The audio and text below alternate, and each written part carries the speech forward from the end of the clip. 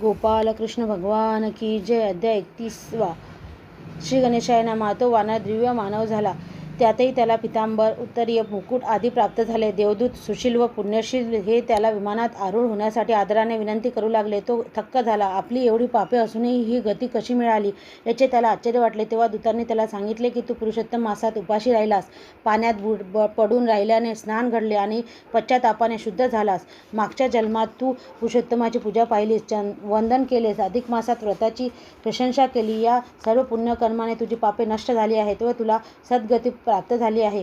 ध्रुव विप्र दिव्य देहधारी झाला होता. त्याने कालांजर पर्वताला, त्या वनाला, मृगतीर्थाला भावभक्तीने नमस्कार केला व विमानात आरूढ होऊन तो देवगणांनी स्तविला गेला, स्वर्गात गेला व नंतर अत्यानंदमय गोलोकात गेला. नारायणाने अशा कथा नारदाला सांगितल्या व नारदाने खूप समाधान झाले. तो पुरुषोत्तमाचे स्मरण करीत सत्यलोकाप्रत गेला.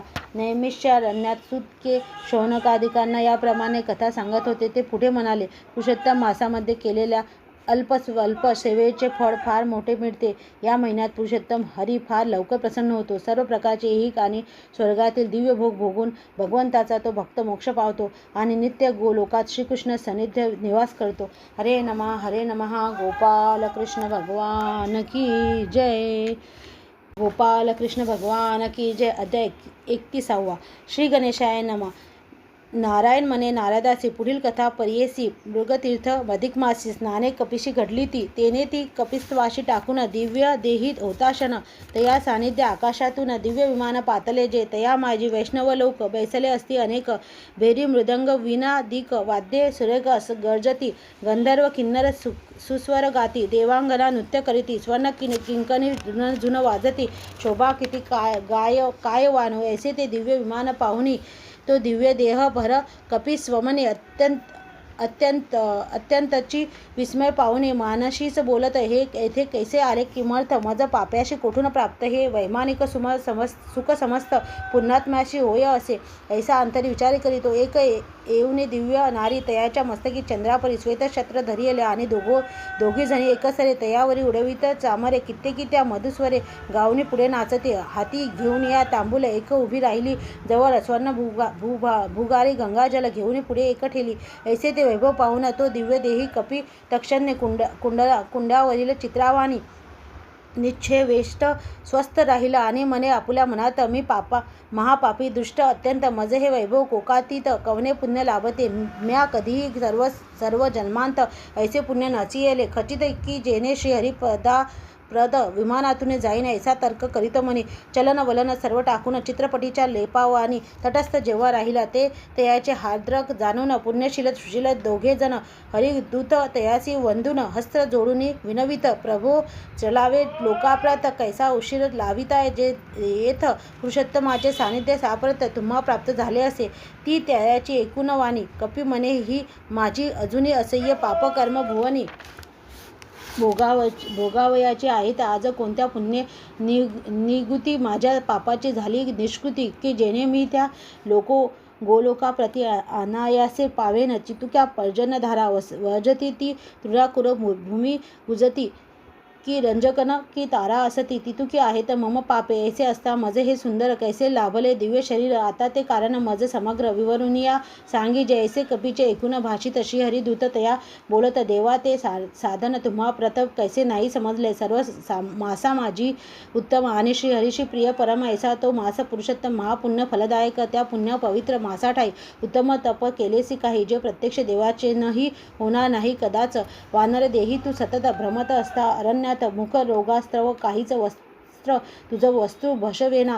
तेने योगे नेनतपणेसी निराहार व्रत तुझसी सहज कृत्य. अधिक मासी घडवून आले साचार आणि स्वजातीच्या चल्ले करुनी. वृक्षावरची फळे तोडून आपण न भक्षवती म्हणून भूमीवर टाकली सती भक्षुनिया. इतर जन असंख्य तृप्त झाले जाण आणि स्वय बहु दुःखाचे न जडही नाही प्राशिलेस. ऐसे नेनतपणे तुझसी तप घडले अधिक मासी आणि त्या फळाच्या पातनेसी परोपकार झाला आणि शीतवाताप तप घोर साहिलेसी. तू निरंतर मृग तीर्थ पडून साचार 5 दिन राहिलासी, ती 5 स्नाने झाली तुझसी. एवं श्री पुरुषोत्तम मासी रुग्णावस्थेत अज्ञानेसी उत्तम तप घडले जे, तेची सफळ झाले समस्त. तुवा अनुभवले हे सापर्थ, त्वाजेही केलेले अधिक मासात सफळ होते तुझेसे. मग जाणूने मास प्रवासी, यथाविधी भक्तिभावेसी सत्कर्म करिता अधिक मासी. काय फळासी वानावे, अरे त्वा जैसा साधिला स्वार्थ, ऐसा साधावा कोण समर्थ. अधिक मासी करिता किंचित फळ अनंत लाभते. पुरुषोत्तम मासा माझा एकची उपोषण केले तरी, अनंत जन्माची पापे सारी निरसती जाण निश्चय. पुरुषोत्तम व्रत समान भगवत्व प्रतीद नाही, आन तद्वत करीती ते धन्य. आणि तेची जाण कृतकृत्य भरतखंडी मानवजन्म दुर्लभ असोनिया परमदैवे लाभते ते उत्तम. पुरुषोत्तम सेविती जे ते महाभागवंत सकळ पुण्यस्वरूप अति निर्मळ, तयाचे जन्म झाले सफळ यात संशय निश्चयची. अधिक मासा माझी देख, स्नानदान जप तपाधिक सर्वत्व करावी ती सकळिक, फलद होती कोटी गुणे. अहो जे अधिक मासा ठाई स्नानदानादी न करीती काही, ते षट दुरात्मे खल सर्वही धिक्कार असोच तयाचे. ऐसे त्या श्रीहरी दूतांनी कथिले ते सर्व ऐकून येतो दिव्य देही कपी स्वामिनी अत्यंत चकित झाला. फुलकांतीत झाले शरीर अंतरी उदयला गईवर. मग तीर्थदेवासी नमस्कार केला सादर भक्तीने, आणि कालंजरीगिरी वदिला वन देवतासी नमस्कार केला. सर्व लता गुल्लम वृक्षाला भावे घातला साष्टांग. मग त्या दिव्य विमानाशी प्रदक्षिणा केली विनयसी. हरिदूती अत्यादरसे स्वहस्ते तयाशी धरिले, आणि इंद्राधिक देव समस्त गंगनातून तया पाहत गंधर्व वनस्तुती करत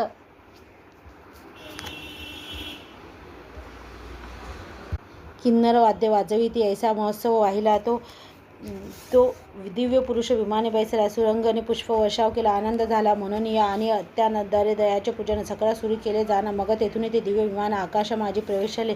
स्वर्गादी लोक अतिक्रमणू गोलोकाप्रती केले तक्षण. तेथे सदा सर्वत्र पूर्ण परमानंद कोंदलसासे. तो जो योगासहिती दुर्लभ अति, जेथून नाही पुनरावृत्ती. गोप गोपी गोंदने नृत्य असंख्य सेविती जयाते.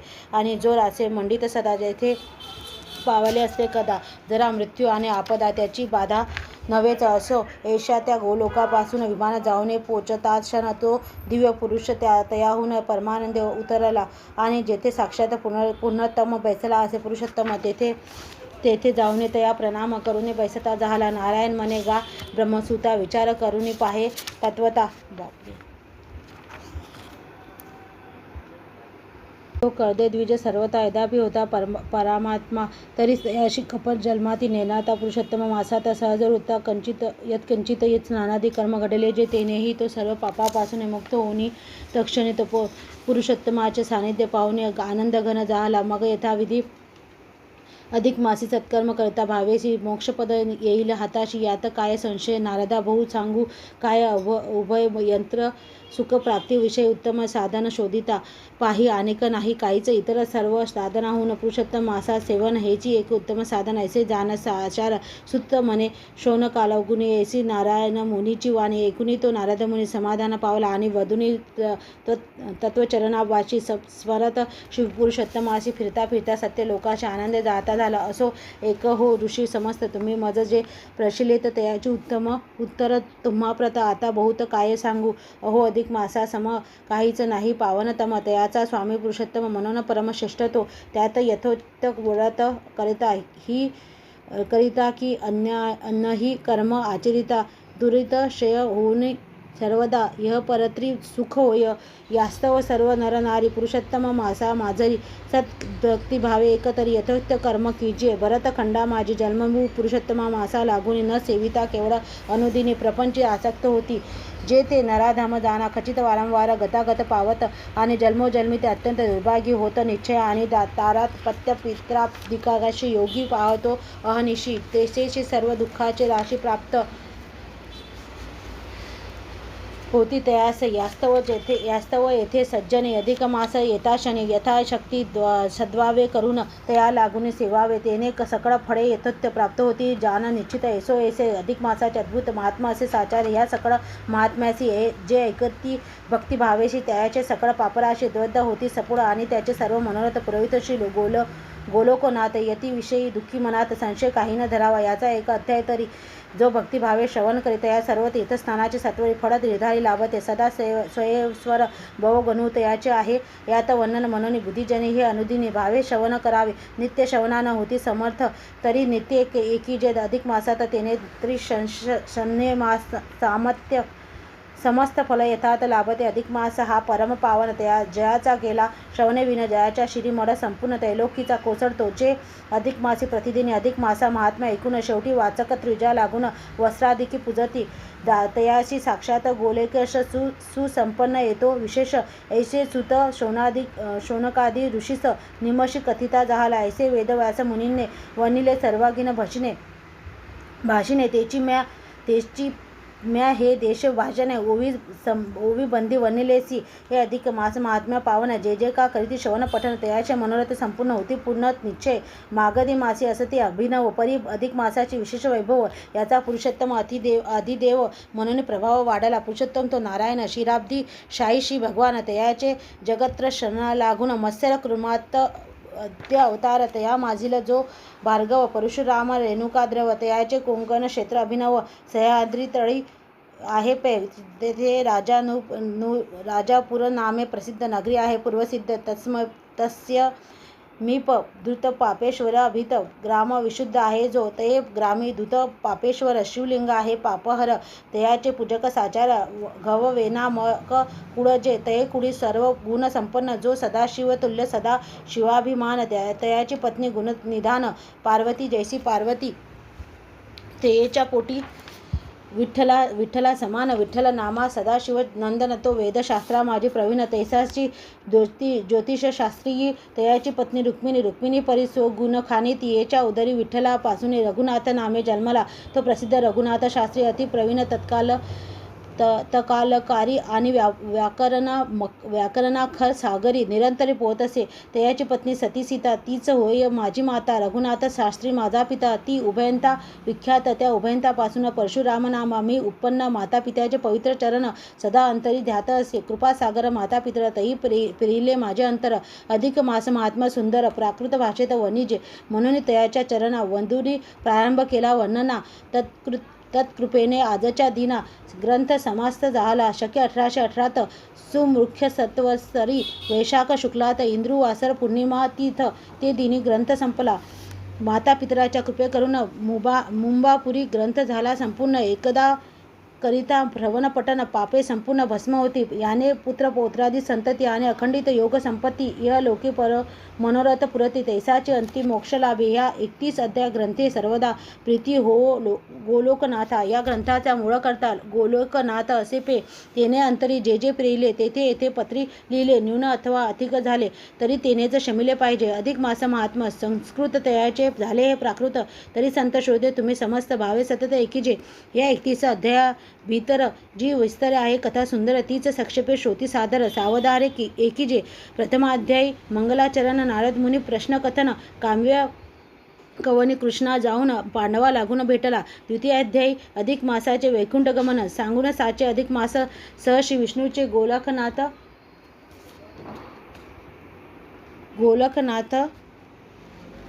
गोलक गमन वनिले. तृतीय अध्याय माझी उत्तम मलमासाशी पुरुषोत्तम नाम ऐसे ते लाभले अनुपम वर्णन झाले साचार. चौथ्या आणि पाचव्यात श्रीकृष्णे धर्म रायाप्रत द्रौपदीचे पूर्वजन्म व्रत कथा यथित कथिले. 6, 7 आणि 8 या 3 अध्यायात चौखट दृढ धन्वास आख्यान प्रसंगे स्पष्ट सुदेवा व्याख्यान वर्णिले. 9वा अध्यायी स्नानदानादी नियम सांगून आदी पुरुषोत्तमा पूजाविधी यथास्थित कथिले.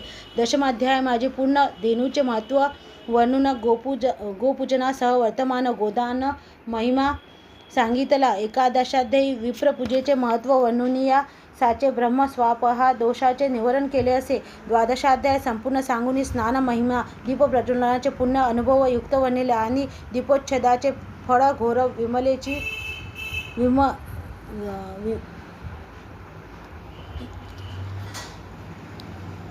विमलेसी मिळाले साचार. तो वृत्तांत साद्रत समग्र 13 कथिले. चतुर्दशी आणि पंचदशी दीप महात्मक प्रसन्नेसी मणिग्रीवी मणिग्रीवा व्याख्यान विस्तारेसी कथिले असे रसाळ षष्ठाध्यात भगवन्ना महिमा अन्नदानाची गती उत्तमा उपवास व्रत नियमा यथास्थित वर्णिले मौन भोजन व्रत 17वात आणि वैद्युती पौर्णिमा व्रती प्रात ह्या 3 पर्वाचे महात्मा समस्त 8व्यात सांगितले. अमाद्वादशी महात्मा कथन 19व्यात झाले पूर्ण आणि अप्सराशाप विमोचन सर्व कथिले 20व्यात स्नान महिमा प्रसंगेसी प्रेत मोक्ष कथिला 21 22व्यात सातस्य प्रेताशी आणि राक्षसा मोक्ष लाभला. 23व्या अध्यायात एकांतर उपवास व्रत आणि विप्रे सेवेचा उद्धत प्रभाव समस्त वर्णिला. 24व्यात अति निर्मल अनेकविध नानाचे फळ आणि मेनाव्रत कथा जोज्वल सविस्तर कथियेली. पुढे 25व्या अध्यायात स्नानादीप फलकथनार्थ वीरबाहू रायाची यथार्थ कथा सादंत सांगितली. मास व्रतोत्पन्न सांग 20व्यात कथिले जांग आणि नुहित नियमाचा त्याग 27व्यात वर्णिला. 28व्यात शोभून सुमित्रारायाचे आख्यान. पुढे अध्यायत्वे पूर्ण कर्दब व्याख्यान सांगितले. शेवटी 31व्यात निर्मळ कर्दब मोक्षप्रती सकळ आणि ग्रंथपठन श्रवणफळ म्हणून ग्रंथ संपविता. हा एकदशाध्यायात्मक ग्रंथ झाला. अलौकिक भक्तिभावे संत सकळिक श्रवण पठन करीतो सदा. आता जोडुनिया करद्वियासी प्रार्थितो सकळ सज्जनाशी. प्राकृत भाषे ही कथा ऐसी यथामधी वर्णिलिम्या. न्यूनाधिकता झाली असेल तरी सज्जने होऊनी दाड मज मानुनी आपुले बाळ क्षमा केली पाहिजे. हा ग्रंथ पावन उत्तम याने प्रसन्न होऊनी पुरुषोत्तम त्रोसावस्त्रा लागी परम भुक्ती मुक्ती देवो सदा. इति श्री अधिक मास महात्मा सार गृह नरादीय पद्माधार सज्जन श्रोते एकत चतुर 31तमोध्याय गोळहा.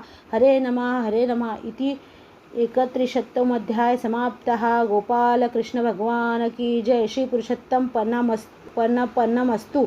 शुभम भवतु शिररतु. अधिक मास महात्मा समाप्त. हरे नमः. गोपाल कृष्ण भगवान की जय. श्री कृष्ण गोविंद हरे हे नाथ नारायण वासुदेव. गोपाल कृष्ण भगवान की जय. इति श्री चैत्र अधिक मास महात्मा संपूर्णम. हरे नमः.